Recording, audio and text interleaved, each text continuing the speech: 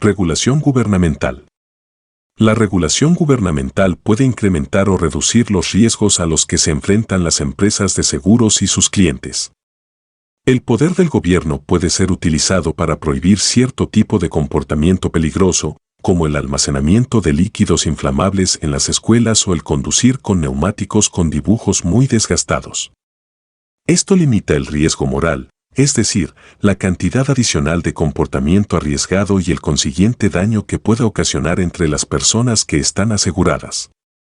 Obligar a que todos tengan un tipo de cobertura, como seguros de vehículos para todos aquellos que conducen, de igual manera reduce el problema de la selección adversa. No obstante, estos no siempre son beneficios netos, porque hay otros tipos de regulaciones que incrementan los costes y los riesgos. Durante la Gran Depresión de la década de 1930, por ejemplo, el gobierno federal obligó a todos los bancos a comprar seguros que reembolsarían a todos los depositantes si sus bancos entraban en quiebra. No había razón alguna por la que los bancos no hubiesen podido comprar este tipo de seguro de forma voluntaria anteriormente, pero aquellos bancos que habían seguido políticas lo suficientemente cautelosas y cuyos activos estaban lo suficientemente diversificados como para que cualquier problema en un sector particular de la economía no los llevase a la ruina, no consideraban que comprar este tipo de seguros valiese la pena. Pese a que miles de bancos quebraron durante la Gran Depresión, la mayoría eran pequeños y no contaban con otras agencias. Es decir, sus préstamos y sus depositantes provenían generalmente de una ubicación geográfica específica, lo que hacía que sus riesgos estuviesen concentrados y no diversificados. Ninguno de los bancos más grandes y más diversificados quebró. Obligar a todos los bancos y cajas de ahorro y crédito a tener seguros de depósitos eliminó el problema de la selección adversa, pero incrementó el problema del riesgo moral. Es decir, las instituciones financieras podían atraer depositantes que ya no estaban preocupados de si las políticas de dichas instituciones eran prudentes o insensatas, porque sus depósitos estaban asegurados hasta una cantidad predeterminada, incluso si el banco o la caja de ahorros y crédito entraban en quiebra. En otras palabras, aquellos que administraban estas instituciones ya no tenían que preocuparse de que los depositantes retirasen su dinero cuando el banco hacía inversiones arriesgadas. El resultado final fue un aumento de los comportamientos arriesgados, riesgo moral que llevó a pérdidas de más de $500 millones por parte de las cajas de ahorro y crédito durante la década de 1980. La regulación gubernamental también puede afectar negativamente a las empresas de seguros y a sus clientes cuando los principios de las aseguradoras entran en conflicto con los principios políticos. Por ejemplo, muchas veces se argumenta, y de acuerdo a ello se promulgan leyes, que es injusto que un prudente conductor joven tenga que pagar una prima tan alta debido a que los conductores jóvenes tienen tasas de accidentes más altas o que los conductores hombres y jóvenes tengan que pagar más que las mujeres de la misma edad por razones similares, o que la gente con historiales similares deban pagar diferentes primas según el lugar donde vivan. Un fiscal de la ciudad de Oakland, California, preguntó en una conferencia de prensa: ¿por qué un muchacho en Fruitvale debe pagar un 30% más por un seguro que alguien que vive en otra comunidad? ¿Cómo puede ser justo esto? En este tipo de argumentos políticos está la noción de que no está bien castigar a las personas por situaciones de las que no tienen culpa alguna. Pero los seguros lidian con riesgos, no con méritos, y los riesgos son mayores cuando una persona vive cerca de un lugar donde es más probable que su automóvil sea robado, se estropee o se destruya en una colisión con los amantes de las carreras ilegales locales.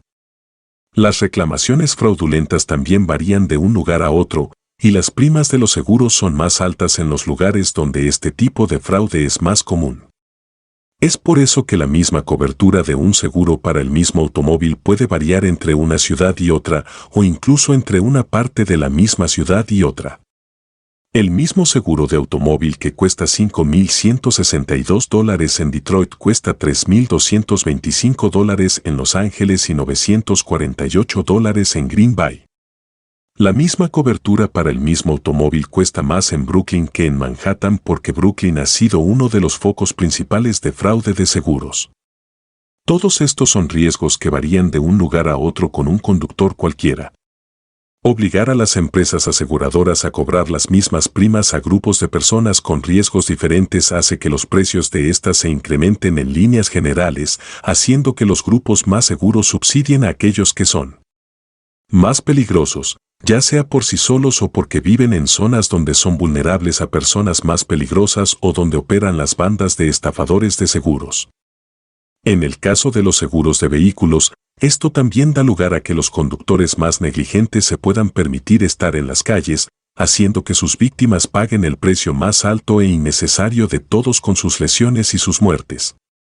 La preocupación por la definición política de justicia sobre riesgo llevó en 2003 a una votación de 95-0 en el Senado de Estados Unidos a favor de una ley que prohibía a las empresas de seguros discriminar a personas cuyas pruebas genéticas mostraban que tenían un mayor riesgo de contraer ciertas enfermedades. Es cierto que estas personas no tienen la culpa de que sus genes sean lo que son, pero las primas de los seguros están basados en riesgos, no en culpa. Las leyes que prohíben que los riesgos se vean reflejados en las primas y las coberturas de los seguros hacen que las primas en general aumenten de precio, no solo para cubrir las incertidumbres más altas cuando el conocimiento de ciertos riesgos está prohibido, sino también para cubrir los costes más altos provenientes de las demandas de los asegurados que dicen haber sido víctimas de discriminación, independientemente de si estas acusaciones resultan siendo ciertas o no. Este tipo de razonamiento político no está limitado a Estados Unidos. El cobro de diferentes primas según el sexo está prohibido en Francia y se han llevado a cabo esfuerzos para extender esta prohibición a otros países de la Unión Europea. En un mercado libre, las primas que se pagan por seguros o pensiones anuales reflejarían el hecho de que los hombres tienen más accidentes que las mujeres y las mujeres tienden a vivir más tiempo. Por lo tanto, los hombres pagarían por lo general precios más altos por los seguros de vehículos y de vida que las mujeres, mientras que las mujeres pagarían más por una anualidad que provea el mismo ingreso anual que una anualidad para hombres, debido a que esta cantidad, normalmente, tendría que ser pagada durante más años a una mujer que a un hombre. Los seguros y anualidades unisex costarían más dinero en total que asegurar a los sexos en forma separada y cobrarles diferentes cantidades por ciertos seguros o anualidades. Esto se debe, en el caso de que un sexo subsidie al otro, a que la situación de pérdidas y ganancias de una empresa de seguros sería muy diferente si más mujeres de lo esperado comprasen pensiones anuales o más hombres de lo esperado comprasen seguros de vida.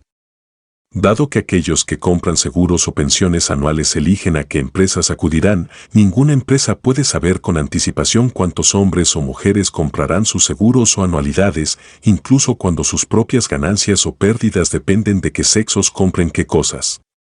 En otras palabras, habría un mayor riesgo financiero en vender pólizas de seguro y anualidades unisex, y este riesgo adicional tendría que ser cubierto con precios más altos para ambos productos.